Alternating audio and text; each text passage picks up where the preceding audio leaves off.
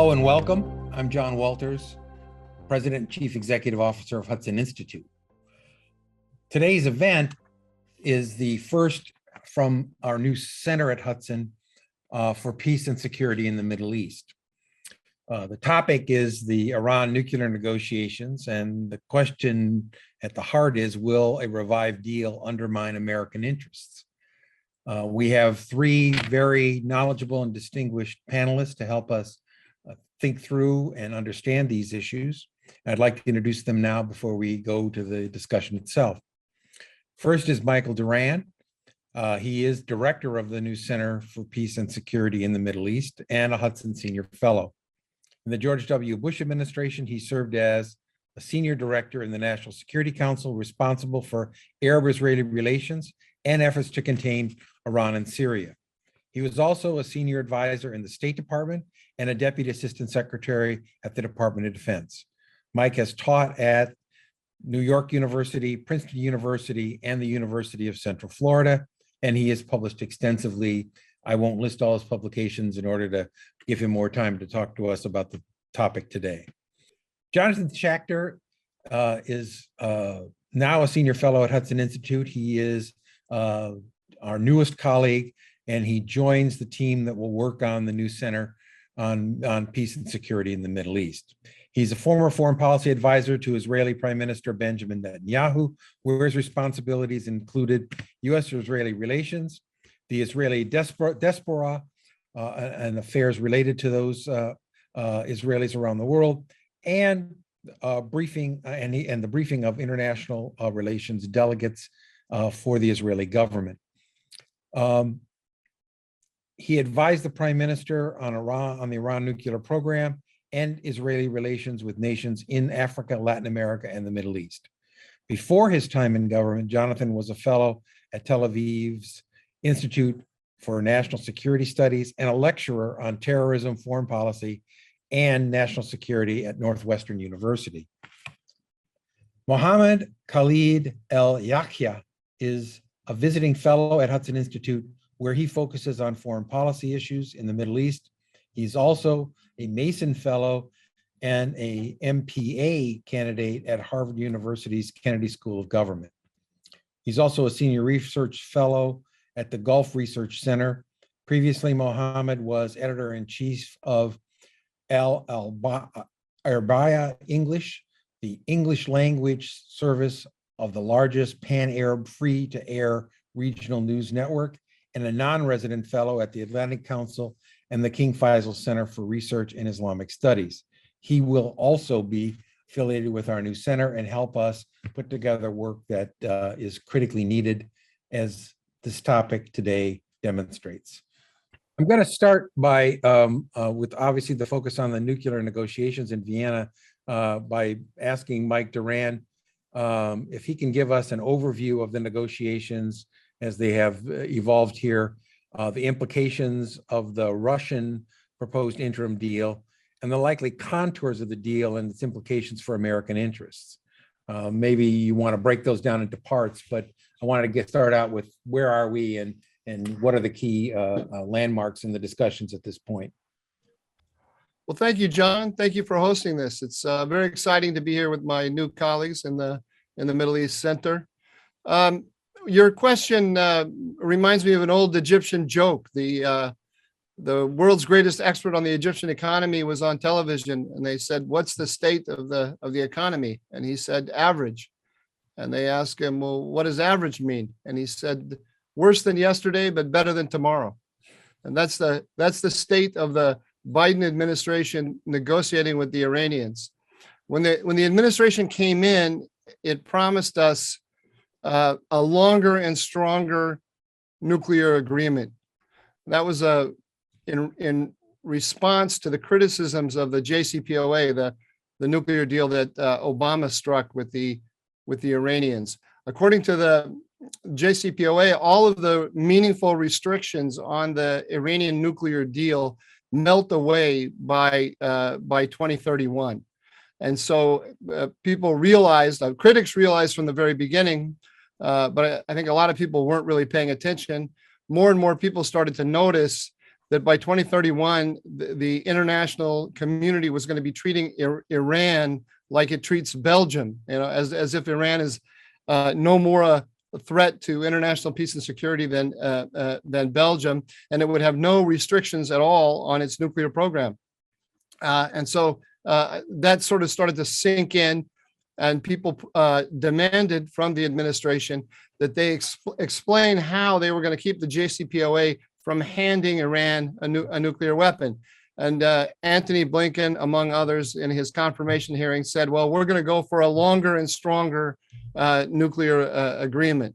Now, that was just a lot. That was just empty talking points, because the JCPOA gives to the Iranians everything that they want. It gives them a industrial-sized nuclear program with an international seal of approval.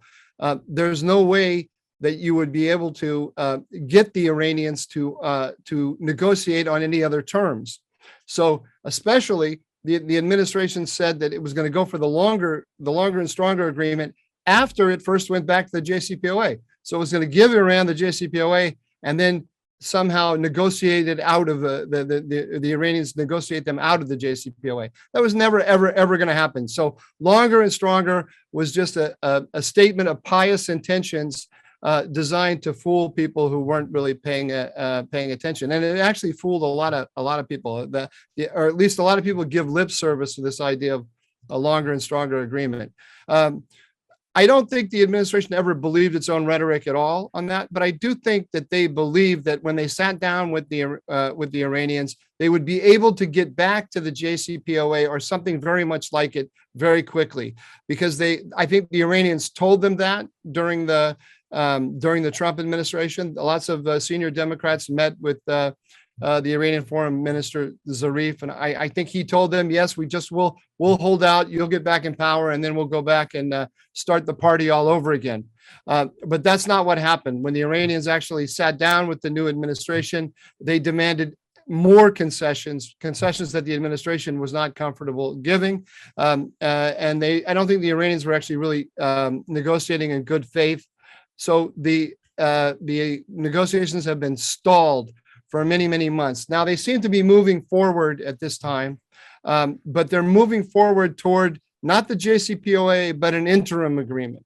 An interim agreement is even worse than the JCPOA, because what it does is it's going to be, we don't know the exact terms that we're talking about, but it's a kind of informal deal by which the Iranians will agree to keep their nuclear stockpiles at certain levels. That means levels of enrichment and certain and size. And in return, the United States will lift sanctions. This is the worst of both worlds. It's the worst of both worlds for the United States, but especially for Israel, because what it does is it locks in the Iranians at as a threshold nuclear power.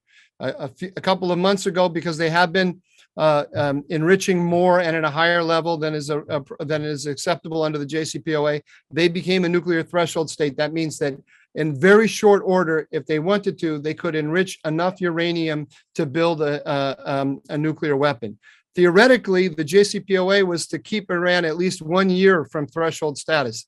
That's gone. The Iranians want to lock that in. The interim agreement will lock that in, basically, and in return, they'll get sanctions relief. With the sanctions relief, they'll be able to build up their proxy militias all around the region. That means, Hezbollah, the Houthis, the militias in Iraq and elsewhere, and they'll be able to continue to blackmail us with the fact that they're at a threshold status in the nuclear realm.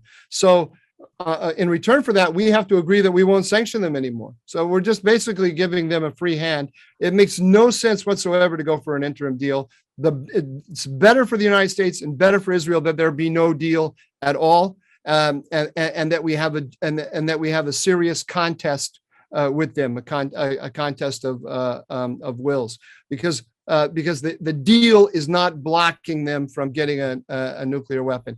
This raises lots of questions as to why the administration isn't reading it this way. I think we can get into that later. All right, thank you, Mike. Let me ask Jonathan a little bit about how our allies in Israel view these negotiations. How does it advance or degrade Israeli interests? And does the coalitional nature of Israel's government provide nuance to a response, or is it complicate any response at all? Well, I think, first of all, I would say that I agree with Mike's assessment of things, only I think it's actually worse. I think that while he said that the negotiations have stalled, Iran's nuclear progress has not stalled and is ongoing. And I think the current period of negotiation paired with escalating Iranian violations have really demonstrated some of the fictions surrounding the JCPOA. One of which is, well, the U.S. left the deal, but Iran is still in the deal. But Iran is not really in the deal if they're doing all of these violations. The other fiction, of course, is that all of the parties who were negotiating with Iran, and this was the case back in before the JCPOA as well, they assured everybody, including the Israelis, that if there were Iranian violations, that they would crack down immediately. They would activate the snapback. These things wouldn't be tolerated. And what's happened now is, as you've had these increasing violations, the increasing level of enrichment, the increasing stockpile of enriched material, what you have is you have a stack of condemnations, a stack of announcements, especially from the Europeans, saying that they're gravely concerned and that the Iranian actions have no civilian justification, but you have no action beyond that. And to make matters worse, Iran is in violation of other nuclear obligations on the international, its other international obligations, specifically regarding the IAEA and its Comprehensive Safeguards Agreement. And instead of censuring Iran at the IAEA, the negotiators have prevented a censure of Iran at the IAEA. So you have a situation now where, in an attempt not to upset Iran, in order to save the nuclear deal, Iran is now able to get away with violations of nuclear obligations that are outside of the deal. The whole thing is crazy. And I think from Israel's perspective, there's broad consensus that the deal was a bad deal. That was the case in 2015. That's the case today. It's interesting. There have been a few voices that have been critical of the U.S. withdrawal from the deal that JCPOA supporters have been quick to jump on and say, "Oh, see, we told you so." But those voices are so few and far between that they're actually the exception that proves the rule. And I think right now the government in Israel has been pretty straightforward in saying that going back to the JCPOA or something that's less than the JCPOA, some partial deal, would be worse than not having a deal. Very much, I think, for the reasons that Mike laid out. Thank you. Mohammed, I'm going to ask you, how are America's Gulf partners and allies implicated in these negotiations? What interests are at stake, and how do the negotiations cause them to view their partnership with America? Yeah, thanks, John. I think it's important to consider, the regional position on the 2015 JCPOA and how it's similar today with the new deal that's being negotiated, and how it changed. The regional attitude towards the nuclear deal in 2015 was a negative one, despite certain public endorsements. At the end of the day, U.S. allies support U.S. initiatives in public, even though they might have serious reservations on those initiatives in private. The problem for regional actors, Saudi Arabia, the Gulf states, other Arab states, and I think even Israel, was that the JCPOA did not take into account the interests and the concerns of actors in the region that are within range of Iran's ballistic missiles and proxies.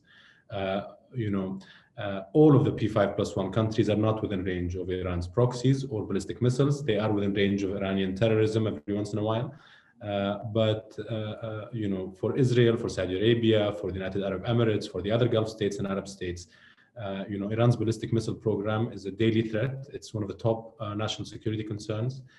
Iran's proxies are a threat. The Houthis, Hezbollah, over 100 Shia militias in Iraq. And then if you add another layer to that, a more long-term layer, state failure is a problem in the Middle East. Iraq is largely a failed state. The same can be said of Syria. Lebanon now has definitely become a failed state. In Yemen, we see state failure.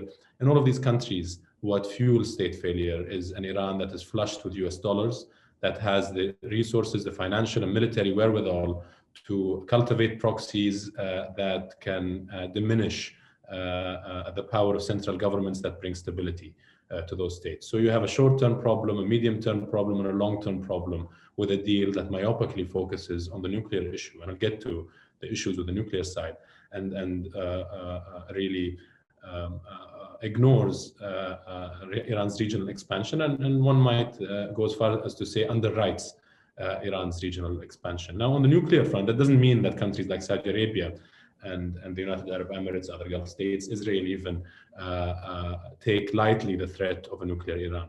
But the problem with the 2015 nuclear deal was that it gave Iran a path to a nuclear weapon. The sunset clauses were a big weakness in that deal. Today, we're in a situation where those sunset clauses are right around the corner. And Iran is a nuclear threshold state. The Israelis have said it's 3 months away. The Americans, I think, have said it's 6 months away. I think the reality is probably somewhere in between that, but still, 3 to 6 months is right around the corner. So whatever interim deal is signed, and this goes towards some of the points that Mike was making, the problem here is that this does not solve the problem. This kicks the can down the road, and the cost attached to kicking the can down the road is for the United States and its partners in Europe to forego all of the leverage that they have against Iran, which is all of these sanctions. At the end of the day, these sanctions were extremely effective, especially during the maximum pressure campaign that we saw with the previous administration in Washington, at hindering Iran's ability to cultivate its regional proxy network. Many people like to compare Iranian foreign policy and Saudi foreign policy by saying the Saudis spend dozens of billions of dollars a year, while the Iranians cultivate a militia on a bootstrap budget. First of all, it's not just one militia, it's many militias, and it's many militias across many countries. And it's not as cheap as one would think to maintain these militias. The families of these militiamen have to be taken care of. There's a lot of weapons that are involved. Arming the militias, providing them with ammunition, training these militias is a very costly process. And Iran needs US dollars in order to prosecute that regional expansion. And without those US dollars, it runs into problems. One of the issues that Iran was in crisis after the elimination of Qasem Soleimani, for example, because the two most important pillars of Iranian proxy building across the region were sort of shattered at the same time. One, there was no US dollar; people weren't being paid. There were defections within Iraqi militias. Militias in Syria were going hungry. Hezbollah was calling on the party faithful to start giving donations to the group, despite its alternative income streams like narco trafficking in Venezuela and South America, etc. And at the same time, you had Qasem Soleimani, who was an integral part of Iran's proxy building. It was a one-man show with Qasem Soleimani. He was gone.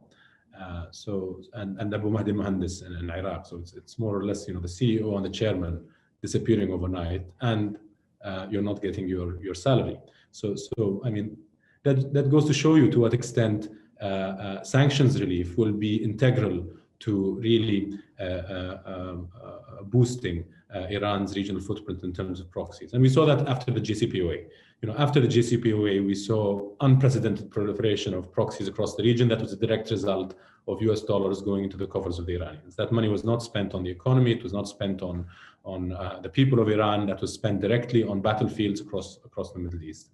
An Iranian friend, on a separate note, on the negotiations that are happening in Vienna right now, an Iranian friend in Washington, actually, who's a very astute analyst of Iran, told me the Iranian negotiating team must view the American negotiators in Vienna like an American tourist in a Tehran bazaar shouting, "God damn it, I will not leave here without a carpet."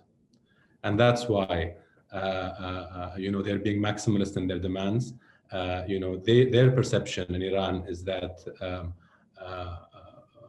accommodation or the whole mantra of de-escalation is to be understood as weakness, and that the commitment of the current administration in Washington is to making a deal, any deal, is ironclad. And I think that's to a large degree hindering what's happening in the negotiations. On a separate level, there is of course a certain gridlock, which is whatever deal is made right now can be reversed by the next administration in the United States. The Iranians know this, regional actors know this. So there are a lot of moving parts here. I think the Gulf states are watching very closely, the main difference, I guess, is that for states in the region, there is skin in the game vis-a-vis Iran's proxies and ballistic missiles. Thank you, Mohammed. Important points, and I also think the analogy helps some Americans understand who've actually been tourists in these situations. Let me ask a general question to let those of you who want to respond here. I have a series of them now. From the earliest days, the administration clearly, as Mike said, was eager to return to the JCPOA. You alluded to this earlier, Mike, but why hasn't the negotiation already borne fruit? I mean, why was it so anticipated that this would be easy to do, and the new administration would get it simply because Iran wanted it and because they wanted it, and there yet has not been an agreement? I think partly, John, it's for the reason I said that the Iranians led the Democrats to believe that when they came back to power, there would be a relatively easy path back to the JCPOA. That was smart on the part of the Iranians because it gave the Democrats during the Trump administration a reason to obstruct the Trump administration and to criticize it, and to not go along, for example, with the early efforts of the Trump administration to get a longer and stronger deal. But once they came into power, we haven't gotten a deal, primarily because the Americans aren't really negotiating, and I slightly disagree with the image that Mohammed said of the guy going into the bazaar and saying, I'm not leaving without a deal. They do want a deal, but they are, even if they don't get a deal, they're going to give the Iranians everything they want, because they fundamentally believe that the United States should no longer be in this contest with Iran. They want to disengage from the Middle East. They want to focus on East Asia, and they want to downgrade the Saudis and the Israelis. These are actually cold-hearted power political decisions that the Democrats have made, but which they are dressing up for a variety of reasons as principled positions, or a desire for peace and harmony with the Iranians. I think we already saw this under Obama. The window dressing of the deal under Obama was, we're making a deal with the moderates in order to constrain the hardliners. But it's not what they were doing. What they were actually doing was making a deal with the hardliners. And they knew that they were doing that. How do we know that? Because, for example, there was the whole question of inspections of nuclear sites. And the IRGC said, which controls the military bases and controls the nuclear program, the IRGC said, this is a red line. We will not allow inspections. So if the United States was actually trying to empower the moderates, it could have held out incentives, but insisted on the sites and created some kind of tension. There are differences of opinion among the Iranians. It's not false that there are differences of opinion, and they could have created tensions within the Iranian system. They chose not to do that. They chose to give the hardliners what they wanted. And the same thing with regard to all of the militias that Mohammed was talking about. The Obama administration took the United States out of the game of actually contesting space on the ground with the Iranians, whether it's in Syria or Iraq. They pulled out of Iraq. They left Syria entirely to the Israelis, and put the Israelis in a very difficult position by working together with the Russians and starting to negotiate with the Russians and the Iranians. So the actual power political decision by the people at the top. Now, I'm not saying that everyone in the administration believes this, but the guys at the top who are making the decisions, they know that Rob Malley, who's the intellectual architect of all this, he knows that he's cutting a deal with the IRGC and with Khamenei. And he truly believes that deal will be better for the United States and possibly even better for the region. But they've sent that signal to the Iranians. One of the things that they've done from moment one is they have lifted sanctions in an informal way. There's been a lot of informal sanctions relief. Iranian oil sales to China are through the roof. This started the moment the administration came into power. From the Iranian point of view, what do they care? What do they care if those sanctions are not being enforced as a matter of U.S. law or as a matter of policy? They know, as Mohammed said, they know that the next team, the Republicans, who could come in and could reverse it as a matter of law in a second. So all they want to do is they want to get while the getting's good, and the administration is giving them a lot. And so they make a calculation, a very simple calculation, which is that we doing what we're doing, which is stalling, pushing for more than anyone, even than the Russians and the Chinese want to give them, and so on. That when they do that, there's really no serious implications for them. And I mean, look how ridiculous it is. They've attacked Saudi Arabia through the Houthis. In the last week, they have attacked the UAE numerous times. The latest news is that they're saying that they attacked an American installation in the UAE. I don't actually know if that's true, but they have attacked Americans elsewhere. They attacked Americans. Their proxies attacked Americans in Jordan at Tanf, and we did nothing. We did nothing at all. What is shocking to me about this is not that the administration is refusing to respond to any of these provocations. It's that these provocations haven't created a wider the outrageousness of the position of the Americans with regard to the American interests, with regard to our allies, has not been recognized by a wider group of people in the United States. And so the question I have is, when does it break through? say, for example, to the pro-Israel community? When does it break through on the Hill? When does it break through among moderate Democrats that the administration is handing the entire Middle East to the Iranians? I don't know, but that's what's happening. I'm not being alarmist when I say it. This is just, you can see it before your eyes. The Iranians, in effect, attacked the UAE, and the United States does nothing. Not does nothing. There was a statement put out by the White House by Jake Sullivan, the National Security Advisor, that we would hold the Houthis accountable, not Iran, the Houthis. How? Okay, we say we're going to hold them accountable. What does that actually mean?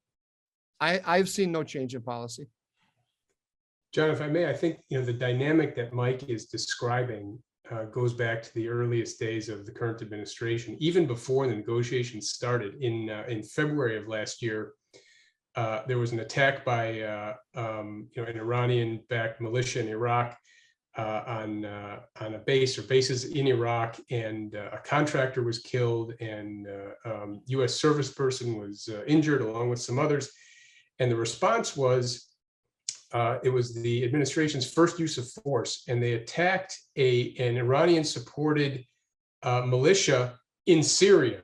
And at the same time, they put out statements and I think briefed and said, that they had a menu of choices, and they chose the one that was the most mild, because they said this explicitly. They said that they didn't want to escalate with the Iranians. And I think that this, as much as anything else, explains the dynamic of the negotiation. You have, from the earliest days, you have one side that has made clear repeatedly that it wants to de-escalate, and another side that says that it is perfectly happy to continue to escalate.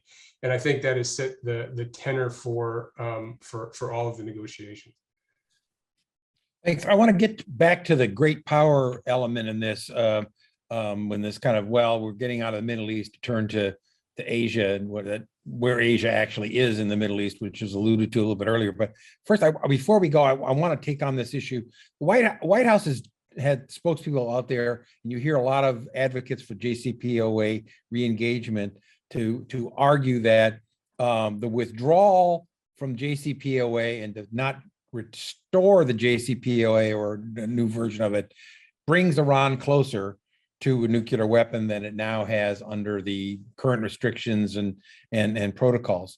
I want to just ask directly, was the deal blocking Iran's access to a nuclear weapon? I mean, you said that it gave them a path, but does anything in the old or the aspired to JCPOA actually prevent or slow the access to a nuclear weapon in a serious way?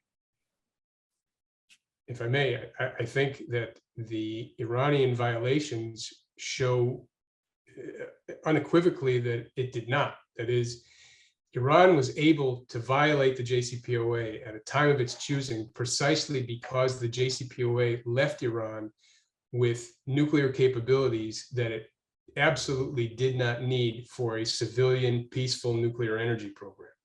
And effectively, what the deal did was it decriminalized a military nuclear program. Because Iran has no civilian need for uranium enrichment and so on and so forth. And what the deal did was it decriminalized it. It left this infrastructure in place. It put some limited and temporary restrictions on that infrastructure, but ultimately, when Iran chose to violate, it was able to do so precisely because the deal did not block anything.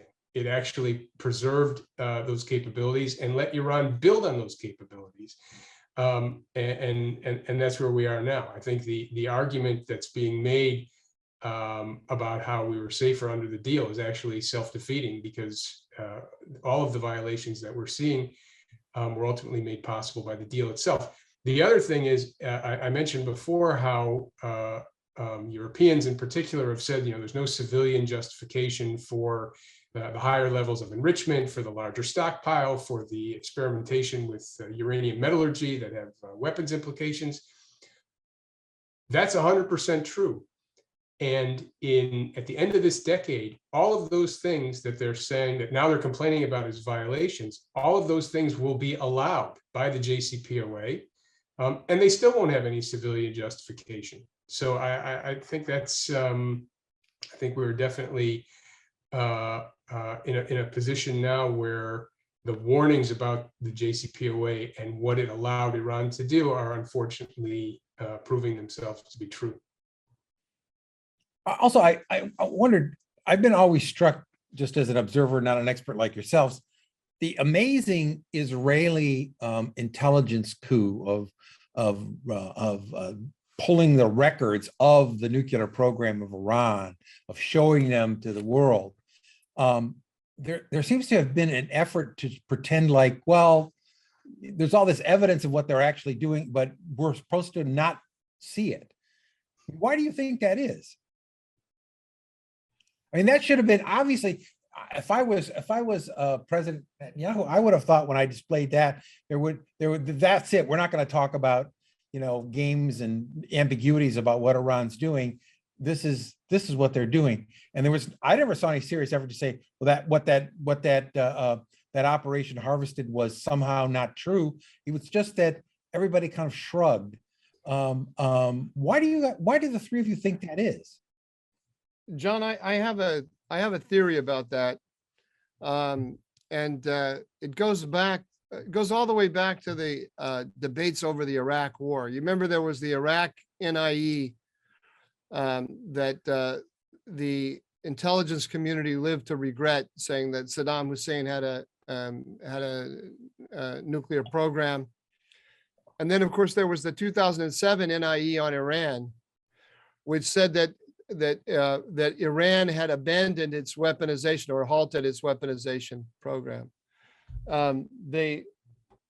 I think that the Iranians sold to the Americans. They did a very clever information operation, and that is, they went to Obama, and they got to him early, I think, even before he was president. They went to him and they told him, "We have stopped our program." And you know that because it's in your 2007 NIE. And if you demand that we come clean about everything and that we abandon everything, including our very small nuclear program, then that will get our backup, because that will activate our imperialist impulses and our nationalism and so forth. But from your own intelligence that we have given up this program. So why don't you create the off-ramp for us? And this is, whenever there's a provocation from a rogue actor to the Obama administration or now to the Biden administration, the first question that the Americans think about is not how do I win the escalatory ladder, but how do I provide my adversary with an off-ramp? So they came to Obama and they said, give us the off-ramp. And that's why you get this very strange thing of Barack Obama, President of the United States, standing from the podium and saying that there's a fatwa by the Ayatollah Khamenei forbidding, it's according to Islam, it's forbidden to build a nuclear weapon. I mean, that's just, we know it's ridiculous because we have the intelligence that said they were building a nuclear weapon. So that fatwa is worth, first of all, the fatwa doesn't exist, number one. And number two, it's not worth the paper it wasn't written on. It's just, it's completely ridiculous. But here you have the President of the United States actually echoing, amplifying Iranian propaganda. And he knows it's Iranian propaganda. So why would he ever do that? You either have to conclude he wants to destroy the United States, or he was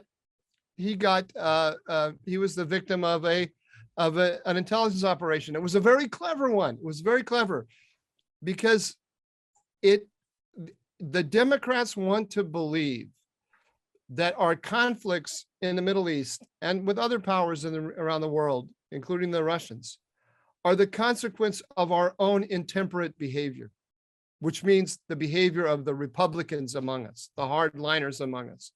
And that we, the Democrats, we, the believers in soft power, we have another way of dealing with the world, the path of diplomacy, and we can get much more with honey than we can get with vinegar. They want to believe that this is there and that there's some way, some magic diplomatic formula there that they're going to get more from players like the Republicans. And that the Iranians were clever. They recognized this and they played to the democratic vanity. And they said, yes, you are the magic, you are the American team with the magic formula. And here's how you can use your formula to unlock all of these riches of the relationship with Iran that have been closed to you because you haven't had this form, because the Republicans won't let you use this formula. And that's what I think has happened. And it's so deep ingrained in this administration for domestic political reasons, more than a reading of the international system. It's so deeply ingrained in them that they continue to look for the formula, even when when it's very obvious that it simply doesn't exist, because the other side is just going to take everything we give them, pocket it, and demand more. Yeah, no, I think you hit the nail on the head, Mike. There is a fundamental misunderstanding of Iran's motivations, of Iran's raison d'etre among, people on the left in the United States. And there's a lot of projection of the left's own anxieties on how they see the region. At the end of the day, Iran, the reason it has a nuclear program, the reason it is expanded across the region is because the regime has a very clear raison d'etre, which is protecting the revolution. And we can get mired in a debate about whether the regime is rational or irrational, but that's besides the point. That the only way they can survive is by protecting this revolution that came about in 1979. Without that revolution, then they're in trouble. Domestically, if they are met with unrest or if they're met with pushback, they will crack down violently. If they can't get Iranian security officers to shoot Iranians in the street, they will import Lebanese Hezbollah fighters to do that. And in turn, they'll send Iranians to Iraq to shoot Iraqis. They have a system to figure that out. But at the end of the day, this myth that engaging and de-escalating with Iran will create a more moderate country that will deal with the West is fundamentally flawed, because that goes against the very raison d'etre of that regime. The regime exists to upend what it perceives to be a US-led order in the region. Its problem, and when you go back to the rhetoric from the Obama administration, that I suspect is carried over to a large degree by the Biden administration, you'll see this idea that the US should remove itself from this irrational Sunni-Shia struggle between Sunni Saudi Arabia and Shia Iran, and become a neutral third-party arbiter. This is a fight that is not America's fight. That couldn't be farther from the truth. The reason that Iran views Saudi Arabia as an enemy is because it thinks that Saudi Arabia is an agent of this American imperial order in the region, in the same way that Israel is an agent of this order in the region, the rest of the Gulf states, etc. The problem that Iran has with Saudi Arabia is not because Saudi Arabia is a Sunni power. Yeah, and I've as you know, Mike, I've done several track 2 discussions with Iranians after the JCPOA to find areas of de-escalation and cooperation between the Gulf and Iran. And this very issue was brought up. What is the fundamental problem with Saudi Arabia? And there was agreement among all of the Iranian delegates there that the only problem that exists between Iran and Gulf monarchies is the fact that they are perceived to be outposts for this imperialism that the revolution exists to remove. So the problem fundamentally is one with the West in general and the West's way of life and what the West stands for. And that's deeply ingrained in the system that is trying to sustain itself in Iran. So when Iran tries to leverage its nuclear program, it's to the end of upending this Western order. When if Iran decides to actually obtain a nuclear weapon, that's the frame through which one should understand it. And that's the frame through which one should understand the entire regional expansion of Iran. So the idea that this is a problem, a regional problem, where the West or the United States is some third party, is a deeply flawed and problematic one. Now, the problem with this is that I think, as you've very aptly described, Mike, I think this misconception really lies at the core of the foundation the intellectual and of the left's understanding of the struggle with Iran, and that's a big problem because at the end of the day, the Revolutionary Guards exist to fight the United States and what they perceive to be U.S. hegemony globally. I mean, they chant death to America; they don't chant death to Saudi Arabia, and this is something that I think is poorly understood in the United States, and that should be examined a little bit more. Let me ask you, in the time we have remaining, I want to look a little bit more kind of in a strategic context and starting a little bit closer and then outward. I want to first ask you about the relationship between some of these Iranian proxies, the Houthi attacks that we discussed earlier, some of the Hezbollah activities and others. Can you help our audience who's not experts, haven't followed all this in great detail, to understand how this negotiation, how the interaction between the United States and the Biden administration is related to these larger regional proxies of Iran and what they're doing? Right, I think that's an excellent question. Iran likes to maintain plausible deniability by saying that these are proxies that act on their own accord. Any serious analyst of the Middle East or any serious security analyst that looks at proxies in the region understands that when Iran gives these proxies ballistic missiles, it doesn't tell them, here's a gift, please use it responsibly, and walks out of the room. It's advisors that are sitting down in Yemen that control every single one of these ballistic missiles, that control these drones. The idea that there is some sort of nascent Yemeni military industry that Iran is quote unquote assisting, is a farce.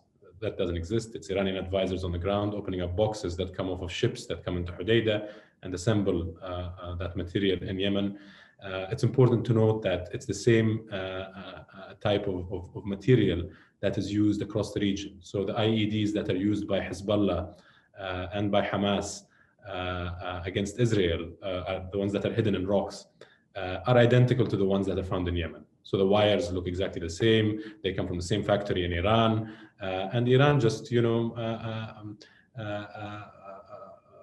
distributes these resources across the region. There are many examples of even resources being sent from Syria to Yemen. If there's a shortage in one country with one militia, it goes to another militia. More towards the Vienna talks, I mean, it's quite clear that the attack on the United Arab Emirates was a response to the negotiations that are happening in Vienna, rather than being exclusively a response to the gains that are being made on the ground in Yemen. So it's both. It's not just the gains that are being made in Yemen, but also what's happening in Vienna. The difference today is, the Iranians benefit a great deal when the White House endorses their concept of plausible deniability. So when the Obama administration beats around the bush and says, yes, this militia or that militia is responsible for this attack, or we condemn them, or as Mike mentioned, the national security advisor saying, we condemn the Houthi militia rather than Iran. What you're doing is you're endorsing that plausible deniability system that Iran has, and that carries its own set of consequences. At the end of the day, there is one command and control structure which is within the IRGC Quds force, and it's responsible for any consequential action by any of these actors. So Hezbollah would not dare attack Israel, for example, and risk provoking conventional war unless there were direct orders from the Iranians. That's something that Hezbollah does not have the independence to do. They do other things, small skirmishes here and there. That's a separate matter. And the same can be said of the Iraqi militias. So again, the same drones systems that Iran procures from China from large drone conventions that would sell drones that have stickers on them that say for civilian purposes. But if you change one screw, suddenly it's a military drone. They pick them up, they rework them in Iran, and then they go to all of these militias across the region. So it is to a large degree one large living organism in the region. And one of the problems with analysis of the Middle East in general, whether you even look at academia, in classrooms with very learned professors, we're sort of conditioned in this field to start looking at these problems on a state-by-state basis. We look at Saudi Arabia, we look at what the problems with Saudi Arabia are, we look at Yemen, and we look at them in silos. And that does cause a large blind spot. Understanding Iran's proxy network requires you to put the entire map of the Middle East on the table and understand how they all interact with each other and how they all answer to one system. And that's why, as both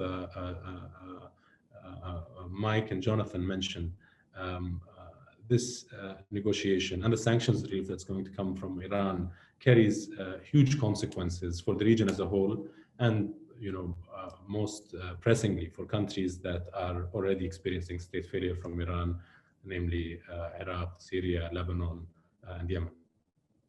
That's a great lead into, I think, the last question, because we're going to have less time, but I wanted to get each of your views on this. The other argument here behind this, and I'm struck by what you say, it's difficult to believe that this would proceed and that you can make these kind of fantastic assumptions if you didn't want to believe them.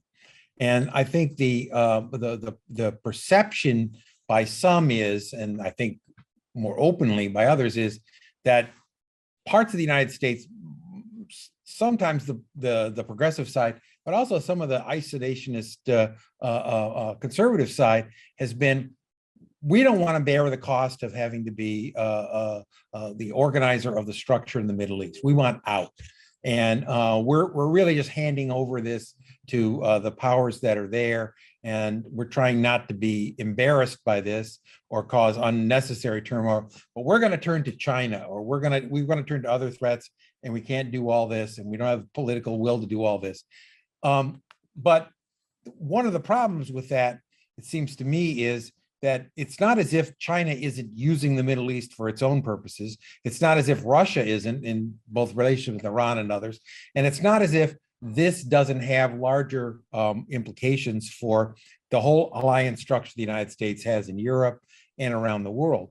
Can you say a little bit about what's at stake in that largest global strategic structure that these negotiations and that the current trends are putting on the table or making a problem, that is a response to those who say, look, the United States is right-sizing its ability to operate in the world, has to turn toward Asia. Why is that false? I think that's an excellent question. And I think that question is a source of confusion for a lot of actors in the region. People don't really understand what this sort of pivot to China or rerouting of resources to China away from the Middle East actually means. Does this mean a US withdrawal from the Middle East or not? And it's confusing in part because the Chinese are looking towards the Middle East as one of their primary avenues of competition with the United States. So it's a little bit confusing for people in the region when they see that the United States is leaving to compete with China, while China is coming into the Middle East to compete with the United States. And that carries a lot of other considerations. I'm sorry to interrupt, but I just think, for the average Middle Eastern person, for the average Middle Eastern shoeshine boy, I feel sorry for them when they try to understand the sophisticated American mind. It's frustrating. All right. Anyway, I'm sorry. Pardon me for interrupting you. Yeah. So I mean,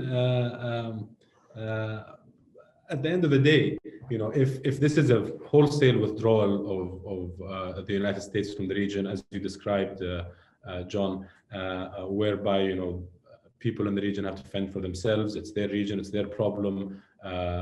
They should deal with it. Then the reality is you should look for actors that have a vested interest in the region. And even if you don't look for those actors, they will come looking for you. And those actors are China and Russia. China, of course, to a much larger and more consequential degree than Russia. At the end of the day, China's energy requirements all come through Bab el-Mandeb and the Strait of Hormuz. So they can make friends with the Chinese, but they cannot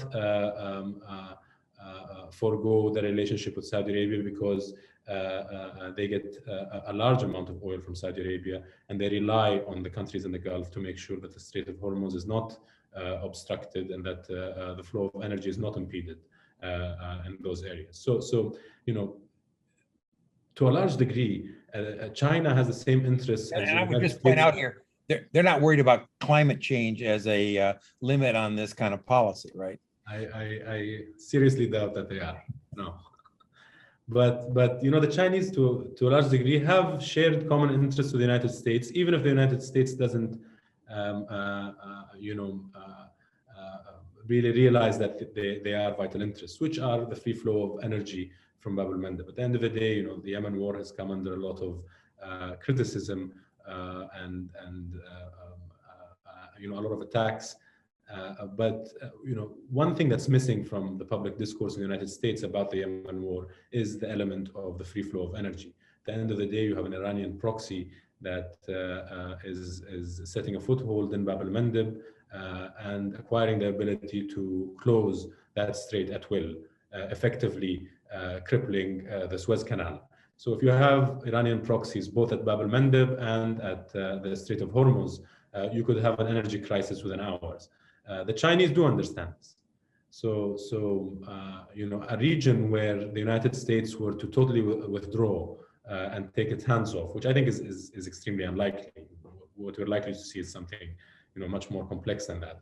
But for argument's sake, to take this argument to its logical extreme, you will have a situation where the only actor that can exercise enough leverage over Iran and at the same time has enough interest in the stability of countries like Saudi Arabia and the UAE is China.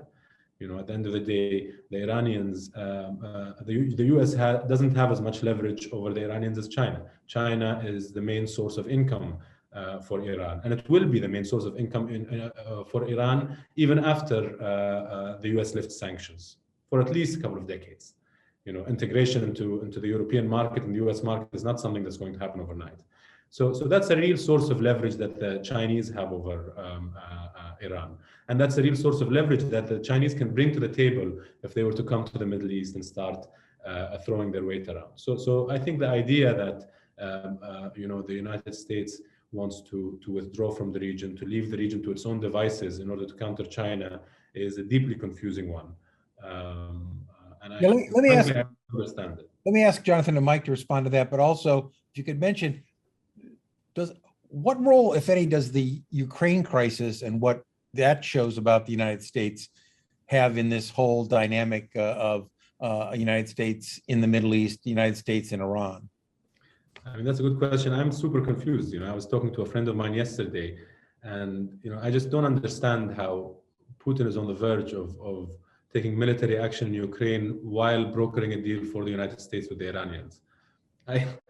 I just don't understand it. Maybe it's a problem with me. I think Mike might have something to say about this. I'll let Jonathan get in here first. I think if we take as a given this idea of an American desire to pivot to Asia, as it's been called for the last dozen or so years, and to move away from the Middle East, I think just even at the most fundamental level, to go into a nuclear deal, which one of the concerns about the nuclear deal from before it was even finished was that if you left these capabilities in Iran's hands, that other countries in the region wouldn't be left behind, and that what this would do is it would start a regional nuclear arms race.